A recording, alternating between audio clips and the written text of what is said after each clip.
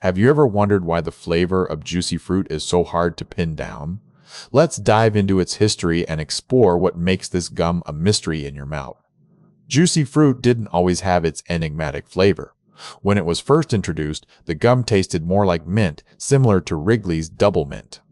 It wasn't until 1914 that a fruity twist was added. The primary flavor of juicy fruit today is reminiscent of ripe bananas, complemented by additional fruity undertones such as mango and pineapple. This unique blend was developed through extensive experimentation. Juicy fruit's flavor is often compared to jackfruit, a tropical fruit known for its sweet aroma and gummy texture.